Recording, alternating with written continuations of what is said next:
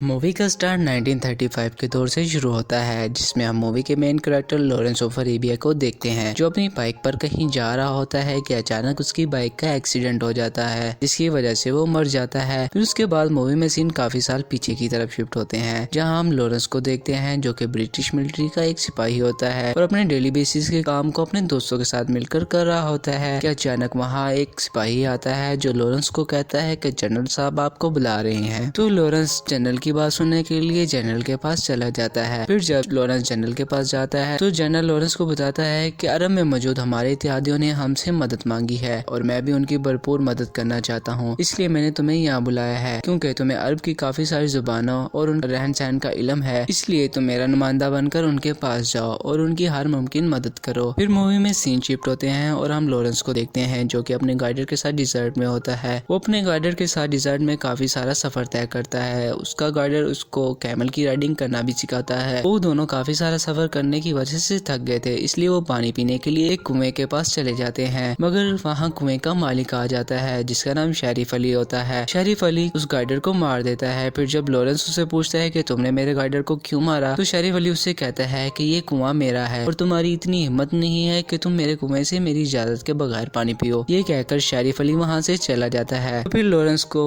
अपना अकेले ही सफर शुरू करना पड़ता है। लॉरेंस अकेला था, इसलिए वो जोर जोर से गुनगुनाना शुरू कर देता है, जिसकी वजह से साथ ही पहाड़ियों में मौजूद एक और ब्रिटिश सिपाही उसकी आवाज सुन लेता है और लॉरेंस को अपने पास बुला लेता है। फिर जब वो लॉरेंस के पास आता है तो लॉरेंस उससे उसका नाम पूछता है। वो कहता है कि मेरा नाम हैरी ब्रिटन है और मुझे ब्रिटिश जनरल ने यहाँ अपने इत्यादियों के पास भेजा है, मगर मैं इस सहरा में रास्ता भटक गया था, इसलिए उन तक नहीं पहुँच सका। तो लॉरेंस भी उसे कहता है कि मुझे भी जनरल ने अपने इत्यादियों के पास भेजा है। तो फिर वो दोनों अपना अगला सफर इकट्ठे ही तय करते हैं। फिर वो दोनों उस जगह पर पहुंच जाते हैं जहां उनके अरब इत्यादि थे। जब वो वहां पहुंचते हैं तो वो देखते हैं कि अरबों और उस्मानियों की आपस में लड़ाई हो रही थी, क्योंकि अरबों ने उस्मानियों के खिलाफ बगावत शुरू कर दी थी, क्योंकि सल्तनत उस्मानिया जल्द ही खत्म होने वाली थी और अरब चाहते थे कि खिलाफत उन्हें मिले, इसलिए उन्होंने पार्टी चेंज करने का फैसला कर लिया था। फिर मूवी में कुछ देर बाद वो उस्मानी फाइटर जेट वहां से बमबारी के बाद चले जाते हैं। फिर उसके बाद मूवी में सीन शिफ्ट होते हैं और हम लॉरेंस और उसके साथी को प्रिंस फैसल के खेमे में देखते हैं, जहां प्रिंस फैसल लॉरेंस और उसके सिपाही का भरपूर वेलकम करता है। प्रिंस फैसल लॉरेंस को कहता है कि जल्द ही उस्मानी सल्तनत का तख्ता पलटने वाला है, इसलिए मैं अपनी खिलाफत का ऐलान करना चाहता हूँ। अभी ये बात कर ही रहे होते हैं, वहाँ वही कुएं का मालिक यानी शरीफ अली भी वहाँ आ जाता है। फिर प्रिंस शरीफ अली की लॉरेंस के साथ मुलाकात करवाते हैं। लॉरेंस प्रिंस को कहता है कि मैं इससे जानता हूँ क्योंकि इसने मेरे गाइडर को मारा है। प्रिंस लॉरेंस को कहता है कि तुम उस बात को भूल जाओ क्योंकि यहाँ तो ये कॉमन सी बात है। फिर लॉरेंस प्रिंस को कहता है कि आप मुझे अपने कुछ सिपाही दें, जिससे मैं अकबा में मौजूद उस्मानी बेस पर हमला कर दूं और वहां मौजूद तमाम उस्मानी सिपाहियों को मार डालूं। फिर आप अपनी खिलाफत का ऐलान कर दीजिएगा। प्रिंस लॉरेंस का ये प्लान सुनकर बहुत खुश होता है और वो अपने खास सिपाही शरीफ अली की क़यादत में अपने 50 सिपाहियों को लॉरेंस के साथ अकबा की तरफ भेज देता है। फिर जब सुबह होती है तो हम लॉरेंस और शरीफ अली को देखते हैं जो अपने 50 सिपाहियों को लेकर अकबा की तरफ निकल जाते हैं, मगर यहाँ उन्हें दो लड़के जिनका नाम फैराज और कासिम होता है उन्हें फॉलो कर रहे होते हैं। जब लॉरेंस और शरीफ अली अपने ऊँटों को पानी पिलाने के लिए वहाँ रुकते हैं तो लड़के भी उन्हीं के पीछे होते हैं, मगर जल्द ही वो पकड़े जाते हैं। ताकुब करने की वजह से शरीफ अली उनको सजा देता है, मगर लॉरेंस उन दोनों को शरीफ अली से बचाता है और अपना गुलाम बना लेता है, जिसकी वजह से वो दोनों लड़के बहुत खुश होते हैं। आराम करने के बाद वो तमाम लोग अकबा की तरफ निकल जाते हैं। अब उन तमाम लोगों को सहरा में सफर करते हुए काफी दिन हो गए थे, मगर वहाँ अचानक ही तूफान आ जाता है, जिसकी वजह से लॉरेंस और उस ग्रुप का एक सिपाही अपने ग्रुप से बिछड़ जाते हैं। फिर लॉरेंस उस सिपाही को लेकर बड़ी ही मुश्किलों के साथ अपने ग्रुप के पास जाता है। उस ग्रुप के लोग अपने साथी को जिंदा देखकर बहुत खुश होते हैं, जिसकी वजह से लॉरेंस उनके दिलों में अपनी जगह बना लेता है। वो तमाम लोग शरीफ अली के साथ मिलकर लॉरेंस को एक अरबी लिबास गिफ्ट करते हैं। जब लॉरेंस उस अरबी लिबास को पहनता है तो वो हूबहू अरबियों की ही तरह लग रहा होता है। दोस्तों,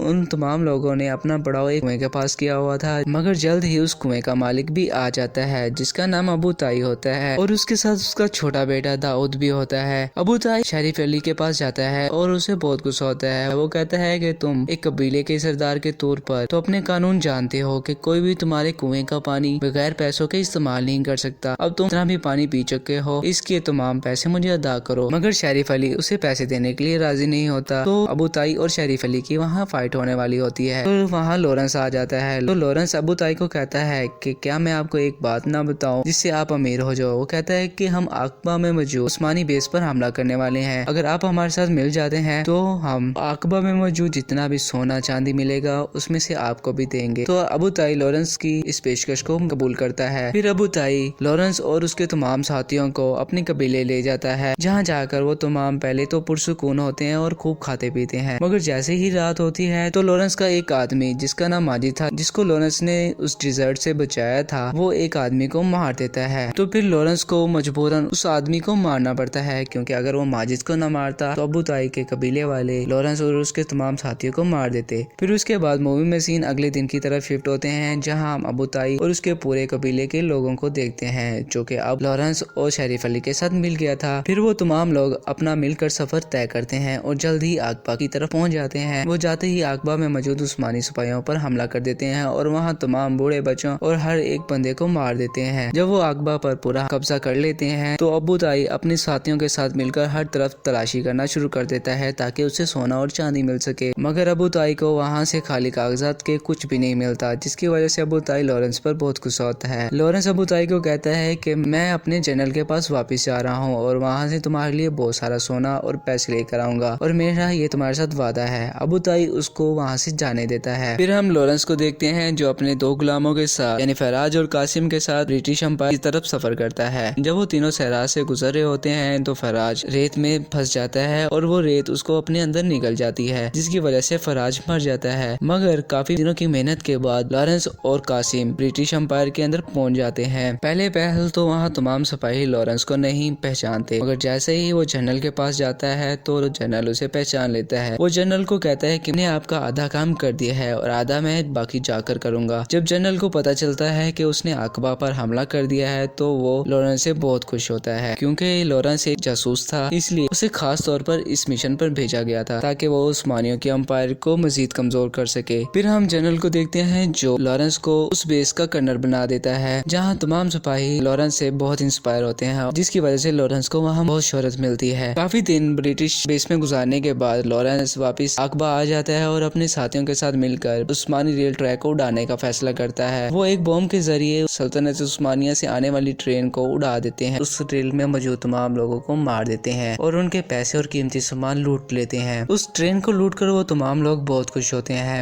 फिर अगले दिन वो एक और ट्रेन को बॉम्ब से उड़ाने का फैसला करते हैं। फ्रेंड, दरअसल ये ट्रेन दमास्कस से आकबा की तरफ आ रही थी, जो उस वक्त सुल्तान के सिपाहियों के लिए घोड़ों को लेकर आ रही थी। तो लॉरेंस और उसके सिपाही उस ट्रेन को भी उड़ा देते हैं और वहाँ मौजूद तमाम घोड़ों को लूट लेते हैं। मगर यहाँ अभी एक उस्मानी सिपाही जिंदा होता है जो लॉरेंस पर गोली चला देता है। वो गोली लॉरेंस के बाजू पर लगती है, जिसकी वजह से वो जख्मी हो जाता है, मगर अबू ताई उस सिपाही को मार देता है। वो तमाम लोग बादशाह के घोड़े लूटकर बहुत ज्यादा खुश हो रहे होते हैं और फुल एंजॉय कर रहे होते हैं। फिर मूवी में सीन शिफ्ट होते हैं और हम लॉरेंस और शरीफ अली को देखते हैं जो दमास्कस में सर्वे के लिए जा रहे होते हैं ताकि उन्हें पता चले कि उन्हें अटैक कहाँ करना है। मगर यहाँ तुर्की सिपाही लॉरेंस को पकड़ लेते हैं, मगर यहाँ शरीफ अली बच जाता है। कुछ सिपाही लॉरेंस को लेकर अपने हेड के पास जाते हैं। हेड उसे जेल में डाल देता है, मगर जल्द ही लॉरेंस वहाँ से बच जाता है। शरीफ अली लॉरेंस को वहाँ से लेकर वापस आकबा की तरफ आ जाता है। उसके बाद हम लॉरेंस और उसके तमाम सिपाहियों को देखते हैं जो कि दमास्कस की तरफ अटैक करने वाले होते हैं, मगर यहाँ एक टर्किश काफिला आ जाता है जो बच्चों और अपने माल मवेशियों के साथ हिजरत कर रहा होता है, मगर लॉरेंस के सिपाही उन पर अटैक कर देते हैं, उन तमाम लोगों को मार देते हैं और इस तरह सल्तनत उस्मानिया की काफी सारी फौज को खत्म कर देते हैं, जिसकी वजह से सल्तनत उस्मानिया कमजोर हो जाती है, जिसकी वजह से प्रिंस अपनी खिलाफत का ऐलान कर देता है। फिर उसके बाद सीन दमास्कस में मौजूद एक काउंसिल की तरफ शिफ्ट होते हैं, जहाँ वो तमाम लोग होते हैं जिन्होंने सल्तनत उस्मानिया के खिलाफ लड़ाई की होती है। वो तमाम लोग लॉरेंस से अपने पैसों की डिमांड करते हैं। लॉरेंस उन्हें कहता है कि मैं तुम्हारे ऊपर पहले ही बहुत सारे पैसे जाया कर चुका हूँ, इसलिए मैं अब तुम्हें नहीं दे सकता। ये कहकर लॉरेंस वहाँ से चला जाता है, जिसकी वजह से वो तमाम लोग आपस में लड़ने लग जाते हैं। मूवी के एंड में हम लॉरेंस को देखते हैं जो कि अपनी गाड़ी पर सवार होकर कहीं जा रहा होता है और यहाँ इस मूवी का एंड होता है। अगर आपको मेरी मूवी की एक्सप्लेनेशन अच्छी लगी हो तो प्लीज